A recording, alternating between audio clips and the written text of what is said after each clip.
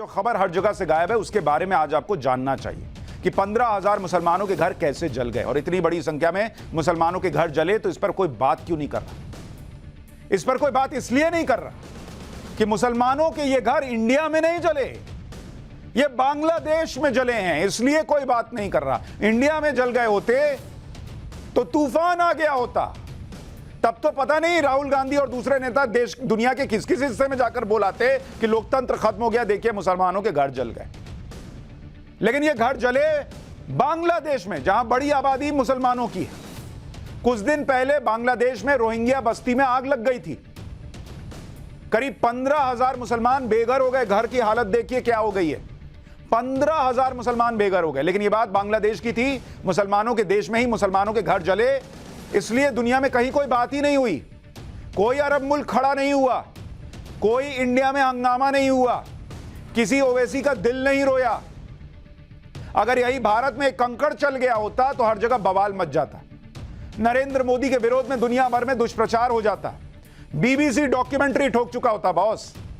राहुल गांधी फिर से लंदन चले गए होते ये बोलने के लिए कि भारत में कोई सुरक्षित नहीं है, लोकतंत्र खतरे में है, ऐसा भी हो सकता था। लेकिन आज इस खबर को सुनिए वहां क्या हुआ है, और रिपोर्ट भी आई है कि ये घर जले नहीं, जलाए गए, जानबूझकर जलाए गए। ये भी सुनिए, पिछले हफ्ते ही बांग्लादेश के रोहिंग्या रिफ्यूजी कैंप में, वही रोहिंग्या जिनको लेकर यहां बड़ा हंगामा होता है कि कैसे नहीं उनको बसने दिया जाएगा, और यहां जब उनको थ्रेट बताया जाता है तो हंगामा होता है। रोहिंग्यास का रिफ्यूजी कैंप लगा हुआ था, उसमें भीषण आग लग गई। उसके बारे में अब पता चला है कि यह आग जानबूझकर लगाई गई थी। जांच में यह सामने आया है। आगजनी की जांच कर रहे पैनल ने यह खुलासा किया कि रोहिंग्या रिफ्यूजी कैंप में 5 मार्च की दोपहर करीब 2:30 बजे आग लगी थी। 15,000 रोहिंग्या रिफ्यूजी बेघर हो गए। आग में 2800 अस्थायी कैंप जलकर खाक हो गए। दुनिया का सबसे बड़ा अस्थायी कैंप था ये। अच्छी बात यह रही कि आग में कोई हताहत नहीं हुआ, लेकिन यह आग बांग्लादेश के कॉक्स बाजार जिले के कैंप नंबर 11 में लगी। इतनी भीषण आग थी कि आग पर काबू पाने में 3 घंटे लग गए। स्कूल जल गया, क्लिनिक जल गई, 35 मस्जिदें जल गई भाई, 35 मॉस्क मस्जिदें जल गई। कहीं सुना आपने हंगामा? 21 लर्निंग सेंटर भी इसकी चपेट में आ गए, और अभी जलाया किसने वो भी बताऊंगा। बांग्लादेश में रोहिंग्या के जिस कैंप में आग लगी वो दुनिया का सबसे बड़ा रिफ्यूजी कैंप है। बांग्लादेश के दक्षिण पूर्वी तट के कॉकस बाजार में रोहिंग्याओं के लिए शरणार्थी शिविर बने। इस शिविर में 10 लाख रोहिंग्या मुसलमान रहते हैं। इनमें से ज्यादातर वो लोग हैं जो 2017 में म्यांमार से भागकर बांग्लादेश आ गए थे। रोहिंग्याओं के लिए यह रिफ्यूजी कैंप बांग्लादेश में अंतर्राष्ट्रीय सहयोग से चल रहा है।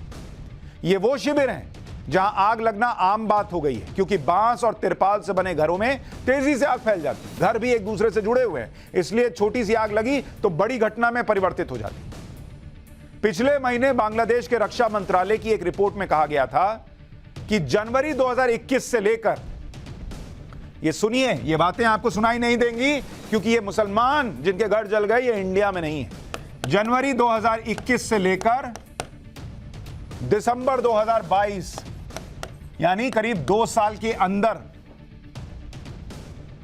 जो रोहिंग्या शिविर हैं बांग्लादेश में, उसमें आग कितनों में लगी? उसमें आग लगी 222 घटनाएं हुई हैं। ये कोई मामूली बात है? 222 घटनाएं रोहिंग्याओं के शिविर में आग लगने की हो चुकी हैं। कोई चू चपड़ तक नहीं कर रहा। और यहां स्कूल का नियम बता दीजिए हिजाब पहनने के लिए, हिजाब पहन के न जाने, अंदर न जाने देने के लिए, तो इंडिया जो है वो बड़ा इनसिक्योर देश हो जाता है। जानबूझकर आग कितनों में लगी आपको पता है? इन 222 में से जानबूझकर जो आग लगाई गई, ऐसे 60 मामले थे। जानबूझ के घर जला दिए मुसलमानों के। मार्च 2021 में रोहिंग्या कैंप में सबसे भयानक आग लगी थी, और उसमें, मार्च 2021 की घटना बता रहा हूं, उसमें 15 मौत हुई थी, 15 लोग मर गए थे, और 50,000 लोग, 50,000 मुसलमान विस्थापित हो गए थे। यह हुआ बांग्लादेश में। पूरी की पूरी बस्ती में जो ब्लॉक था उसे आग ने अपनी चपेट में ले लिया था। ये इंडिया में हो जाता, फिर देखते आप। रोहिंग्या कैंप में आग कैसे लगी, इसकी जांच के लिए 7 सदस्यीय कमेटी बनाएगी। कमेटी ने 150 चश्मदीदों से बात कर अपनी रिपोर्ट में यह बताया कि यह आग जानबूझकर साजिश के तहत लगाई गई। आग लगाने वाले आतंकी ग्रुप हैं जो रोहिंग्या कैंप में वर्चस्व के लिए लड़ते रहते हैं, मतलब अंदर ही अंदर यह लड़ाई चल रही है और वो आतंकी गुट हैं। यहां कुछ लोग जो रोहिंग्या कैंप्स को लेकर जब जांच होती है तो हंगामा करते हैं, वहां रोहिंग्या जो रह रहे हैं उनके अंदर आतंकी गुट चल रहे हैं। 5 जगहों पर एक साथ आग लगी, जिससे यह पता चलता कि एक साजिश थी। आग लगने से एक दिन पहले ही कैंप में आतंकी गुटों के बीच फायरिंग की वारदात हो चुकी थी। जिनके पास रहने को नहीं है उनके पास चलाने के लिए गोली है। जांच में यह भी पता चला कि आतंकी गुटों ने लोगों को आग बुझाने से भी रोका। कमेटी ने अपनी रिपोर्ट में आगे और गहन जांच करने की सिफारिश की है ताकि आग लगाने वाले आतंकी संगठनों को पकड़ा जा सके। इस आगजनी के चश्मदीद लोगों ने मीडिया को बताया कि आगजनी से एक दिन पहले की रात को ही 2 रोहिंग्या गैंग के बीच फायरिंग हुई। हमारे यहां कहते हैं बचा लो रोहिंग्यास को। ये आपस में ही गैंग है रोहिंग्यास का, वहां बांग्लादेश में वो आपस में फायरिंग कर रहे हैं, जो आग लगने से 2-3 घंटे से पहले तक जारी थी। कैंप में काम करने वाले लोकल रोहिंग्या नेता भी आगजनी के लिए रोहिंग्या आतंकियों के गैंग को जिम्मेदार ठहरा रहे हैं। कुछ लोगों ने पुलिस को बताया कि उन्होंने ARSA यानी अरकन रोहिंग्या साल्वेशन आर्मी के लोगों को फायरिंग करते हुए देखा। आगजनी के दौरान पुलिस ने एक रोहिंग्या को गिरफ्तार किया था जो शरणार्थी कैंप्स में आग लगा रहा था। अरकन रोहिंग्या साल्वेशन आर्मी खुद को विद्रोही ग्रुप बताता है जो रोहिंग्याओं के लिए लड़ता है। यही ग्रुप है जो म्यांमार के रखाइन प्रांत में हिंदुओं के नरसंहार का जिम्मेदार है और इसी ग्रुप के आतंकी बांग्लादेश और भारत में आतंकवादी गतिविधियों को अंजाम देने की साजिश रचते हैं। बांग्लादेश के रोहिंग्या शरणार्थी कैंप में हथियारबंद रोहिंग्या आतंकी के बीच वर्चस्व की लड़ाई एक बड़ी समस्या है और इन कैंप्स में कम से कम 10 आतंकी ग्रुप एक्टिव हैं जो आए दिन हिंसा करते हैं। पिछले 3 महीने में इन कैंप्स में 8 रोहिंग्या मारे जा चुके हैं। ये आपस में लड़ रहे हैं। शरणार्थी कैंप में इनको अपना वर्चस्व चाहिए और हमारे यहां कहते हैं कि बसा लो सारे रोहिंग्याओं को और उनके यहां जांच भी मत करो। रोहिंग्या आतंकियों का गैंग ड्रग्स और मानव तस्करी जैसे गैर कानूनी काम करता है। कैंप के अलग अलग हिस्सों में अपना कंट्रोल जमाने के लिए गैंग आपस में लड़ते हैं और इसी लड़ाई में एक गैंग वाले दूसरे गैंग के इलाके में आग लगा देते हैं और फिर उस आग को बुझाने भी नहीं देते। यानी एक मुस्लिम बहुल देश, वहां मुसलमानों की रहने की जगह, वहां वो आपस में ही लड़ जाएं, भिड़ जाएं, जला दें एक दूसरे के घर, उस पर कोई हंगामा नहीं होगा बॉस। लेकिन इंडिया जो भारतीय मुसलमान जो हैं उनके लिए सबसे बेहतर जगह है, वहां कानून को फॉलो कराने के लिए अगर बुलडोजर चल जाए तो कहा जाता है मुसलमानों पर अत्याचार हो, चाहे हिंदू के ऊपर भी चल रहा हो, लेकिन नहीं, मुसलमानों पे क्यों चल रही है?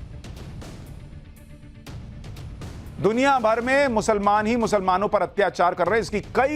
इसके कई उदाहरण। लेकिन राहुल गांधी दुनिया भर में और विपक्ष के नेता यहां पर मोदी विरोध में यह नैरेटिव चलाने की कोशिश करते हैं कि भारत में अल्पसंख्यक खतरे में, यहां लोकतंत्र नहीं बचा और बहुसंख्यक आबादी अल्पसंख्यकों को दबा रही है। लेकिन आज उन मुसलमानों की बात करना भी जरूरी है जो राहुल गांधी का मोदी विरोध मिटा देंगे।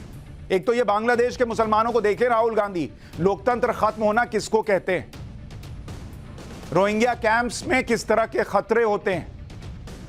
जिस सऊदी अरब की तरफ दुनिया भर के मुसलमान देखते हैं, जिस सऊदी अरब को दुनिया भर के मुसलमान मानते हैं, वहां रमजान के पवित्र महीने की शुरुआत से पहले कई तरह के नए नियमों का ऐलान हुआ, लेकिन कोई हंगामा नहीं हुआ। ये इंडिया में हो जाता, अभी सुनिए एक एक बात, इंडिया में हो जाता तो देखते फिर क्या तमाशा होता। सऊदी अरब ने अपने यहां मस्जिदों से लाउडस्पीकर की आवाज को कम करने के लिए कह दिया कि धीरे आवाज रहनी चाहिए। अजान के प्रसारण पर रोक लगा दी है। इबादत के लिए आने वालों पर नजर रखना है और जो इबादत के लिए आ रहे हैं वो अपने साथ आईडी प्रूफ वाले डॉक्यूमेंट लेकर आएंगे। अब आप सोचिए, इंडिया में कोई मस्जिद में आईडी प्रूफ मांग लेगा, ओ भाई साहब, उस दिन सोचिए क्या ही ये लोग अभी कहते हैं लोकतंत्र खत्म हो गया, तब तो क्या ही होगा। इंडिया में नहीं मांगते हैं, वहां मांग रहे हैं सऊदी अरब में। इन नए नियमों को सऊदी अरब में इस्लामिक मामलों के मंत्रालय ने जारी किया है। 10 पॉइंट के नियमों में मस्जिदों को रोजेदारों के लिए भोजन बनाने के लिए चंदा लेने पर रोक लगा दी गई। नए नियमों में यह भी कहा गया है कि रोजेदारों के लिए बनने वाला खाना मस्जिद परिसर के खास इलाके में ही बनेगा, मस्जिद के अंदर नहीं बनेगा। मस्जिद के अंदर फोटोग्राफी पर रोक लगा दी गई है। रोजेदारों को बच्चों को मस्जिद के अंदर लाने पर रोक लगाई गई है। हमारे यहां सोच लीजिए, इनमें से एक करके दिखा दे, कोई एक करके दिखा दे, उसके बाद हो जाएगा हिंदू राष्ट्र बन गया, मोदी ने यह कर दिया, मुसलमानों को दबा दिया। यह इस देश के मुसलमानों को देखना चाहिए कि सऊदी अरब में क्या हो रहा है, बांग्लादेश में क्या हो रहा है, और आपके साथ आपके अपने देश में कितना बेहतर व्यवहार होता है। हालांकि मुस्लिम जगत में इन नई गाइडलाइंस का विरोध हो रहा है।